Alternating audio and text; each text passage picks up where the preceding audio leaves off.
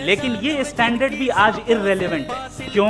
کیونکہ ریویلیشن میرے نزدیک سورس آف نالج ہے, ویلڈ سورس آف نالج ہے, لیکن ہمارے جاوید اختر صاحب کے نزدیک یہ ویلڈ سورس آف نالج نہیں ہے.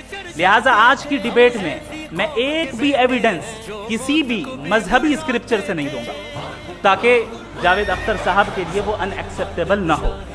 تیسرا جو معیار ہو سکتا ہے وہ ہے آبزرویشن, کہ بھائی کوئی کہے کہ ہمیں خدا دکھاؤ, اگر ہے تو دکھاؤ, یا یہ کہ خدا کے ایگزسٹنس پر امپیریکل ایویڈنس دو. تو یہ ہے در حقیقت غلط ٹول کا استعمال کرنا.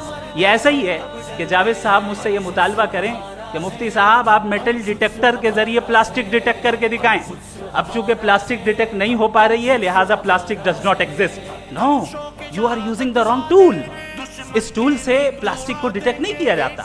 لہٰذا میں سمجھتا ہوں کہ گاڈ کے ایگزسٹنس پر ایمپیریکل ایویڈنس کا مطالبہ کرنا ایک بچکانہ مطالبہ ہے, اور ہمارے ریسپیکٹڈ جناب جاوید اختر صاحب اس اسٹیج سے اب بہت آگے نکل چکے ہیں.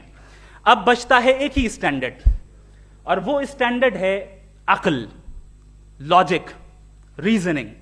اور یہی وہ اسٹینڈرڈ ہے جس کے تحت گاڈ کی ایگزسٹنس کو ثابت کیا جائے گا یا گاڈ کی ایگزسٹنس کو ڈینائی کیا جائے گا.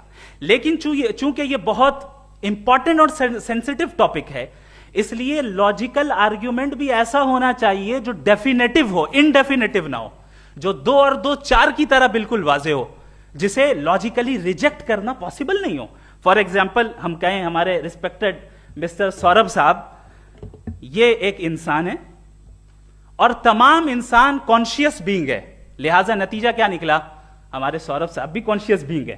کیا یہ انڈیفینٹ آرگیومنٹ ہے یا ڈیفینٹ آرگیومنٹ ہے؟ یہ ڈیفینٹ